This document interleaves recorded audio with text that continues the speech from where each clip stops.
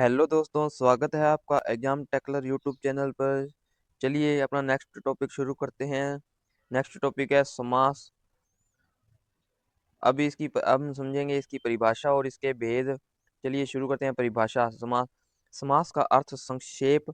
समास का प्रयोग दो शब्दों को जोड़ने के लिए होता है या दो शब्दों के मेल को ही समास कहते हैं।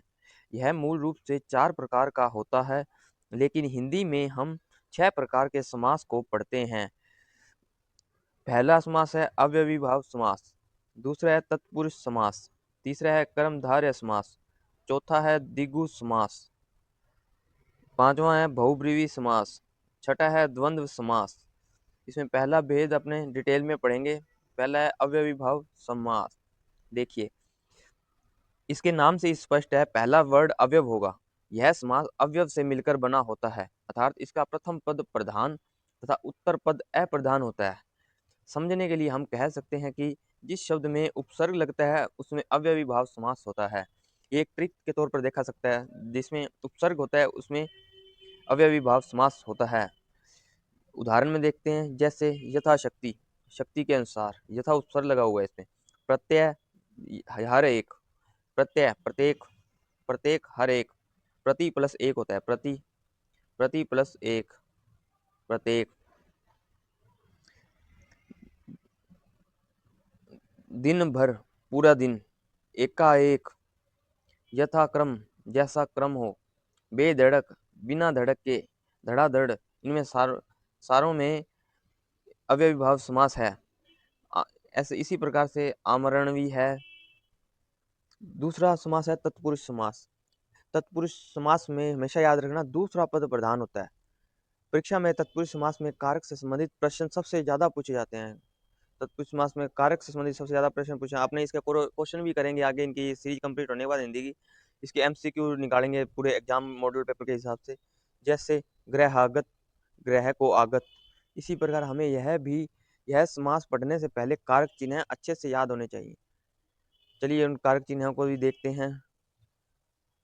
इसमें एक बात नोट कर लेना, कर्मधारय समास और द्विगु समास भी इसी के भाग माने जाते हैं। इन्हें हम आगे पढ़ेंगे। कर्मधारय और द्विगु दोनों इसी के भाग हैं। अब लुप्त कारक तत्पुरुष। लुप्त कारक तत्पुरुष होते हैं, छह प्रकार के होते हैं। इनकी शुरुआत कर्म कारक से होकर अधिकरण कारक तक होती है।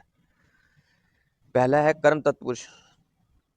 इससे पहले कर्ता तत्पुरुष याद है, कर्ता ने, उसमें ने वर्ड को हाईलाइट किया जाता है। अब कर्म तत्पुरुष होता है को। यश प्राप्त, यश को प्राप्त, वहां पर कर्म तत्पुरुष आएगा। ग्राम आगत, ग्राम को आगत, जहां पर ये को वर्ड आ जाए वहां पर तत्पुरुष समास, कर्म तत्पुरुष तत्व। सर्वप्रिय, सबको प्रिय, कर्म तत्पुरुष।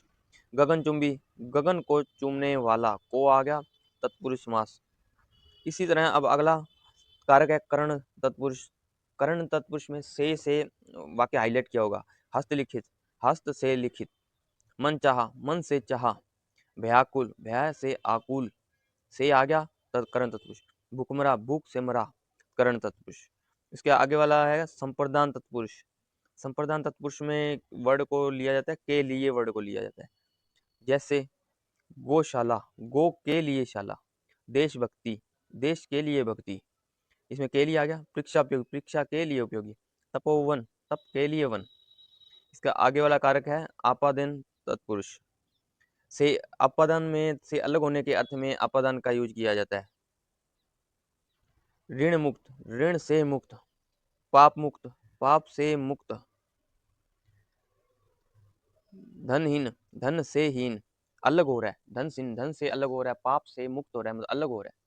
रोग मुक्त, रोग से मुक्त, अलग होने के कारण में अधिकरण तत्पुरुष, आपादन तत्पुरुष समास ही हमेशा आएगा, याद रखना। अब है संबंध तत्पुरुष। का, के, की, संबंध वाचक संबंध तत्पुरुष समास में आता है। पहला है प्रेम सागर, प्रेम का सागर। मृत्युदंड, का के की आते ही संबंध तत्पुरुष लगा देना। मृत्युदंड, मृत्यु का दंड, का आ गया। पूंजीपति, पूंजी का पति। देव मूर्ति, देव की मूर्ति। विद्यादान, विद्या का दान। अब आगे है अधिकरण तत्पुरुष। में, पे, पर। जलमगन, जल में मगन। पेट दर्द, पेट में दर्द। दानवीर, दान में वीर। में, पे, पर जहां भी आए अधिकरण तत्पुरुष ही आएगा। मृत्युंजय, मृत्यु पर जय, जो मृत्युंजय होता है, मृत्यु पर विजय पाने वाला होता है मृत्युंजय। आप बीती, आप पर बीती। तीसरा है कर्मधारय समास। ये तत्पुरुष के ही कारक थे। अब आ गया कर्मधारय समास, तीसरा इसका भेद था। इसके नाम से ही स्पष्ट है, पहला पद विशेषण और दूसरा विशेष्य होगा, वो कर्मधारय होगा, समास होगा। वहां कर्मधारय समास होगा। जैसे नील कमल, नाम से ही पता लगा, नीला है जो कमल, नीला नीला कमल। नील गाय, नीली है जो गाय। श्वेतांबर, श्वेत सफेद होता है, सफेद है जो अंबर, नाम से ही स्पष्ट हो रहा है तत्पुरुष समास। अब आगे चौथा आ गया द्विगु समास। द्विगु समास पहला पद संख्यावाचक, हमेशा याद रखना द्विगु समास में पहला वर्ड संख्यावाचक होएगा। नाम से ही पता लग जाएगा द्विगु कौन सा है। इसके उदाहरण करोगे, कम से कम 50-50 उदाहरण करोगे, आपको अच्छी तरह याद हो जाएगा ये मैटर। अब जैसे चौराहा, आगे मैं भी इनके उदाहरण कंप्लीट में करवाऊंगा बहुत अच्छे तरीके से। चौराहा, चार राहों वाला।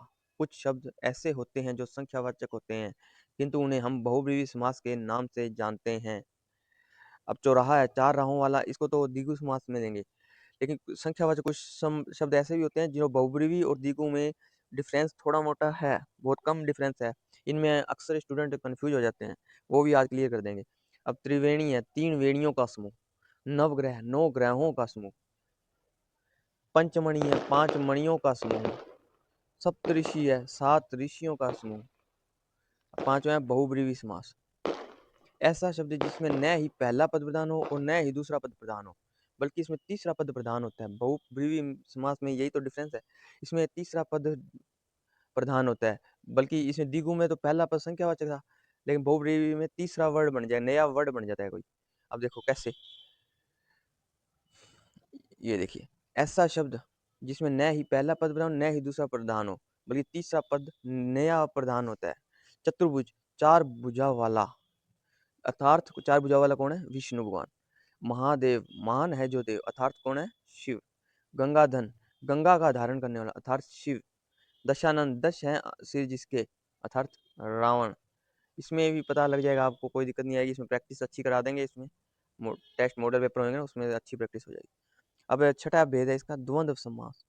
इस समास में दोनों पद प्रधान होते हैं। अब द्वंद्व में दोनों पद प्रधान होते हैं, जिसमें हाइफन वगैरह, इसकी एक निशानी है, हाइफन वगैरह दिख जाए, जैसे माता और पिता, दिन रात, दिन और रात, देवासुर, देव और असुर, दो वर्ड को जोड़ दिया जाए या दोनों में हाइफन दिख जाए, वो सारे द्वंद्व समास में ही जाएंगे। हानि लाभ, लाभ और हानि, राम और लक्ष्मण, राम लक्ष्मण, राम और लक्ष्मण। आगे के सीरीज ऐसे ही चलती रहेगी। धन्यवाद। हमारे चैनल को लाइक एंड सब्सक्राइब करें। धन्यवाद।